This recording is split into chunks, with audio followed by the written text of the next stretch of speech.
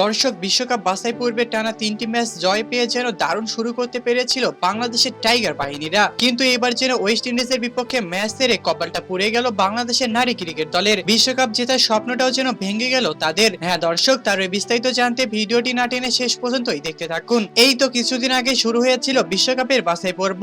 সেখানে টানা 3টি ম্যাচ জয় পেয়ে দুর্দান্ত পারফরমেন্স দিয়ে যেন হাজার হাজার ভক্ত সমর্থকদের মন জয় করে নিয়েছিল এই বাংলাদেশের নারী ক্রিকেট দল। একের পর এক দুর্দান্ত পারফরমেন্সের মাধ্যমে যেন সবাই ধরেই নিয়েছিল যে এবার বিশ্বকাপের বাছাই পর্বে ফাইনালটা খেলতে পারবে বাংলাদেশ।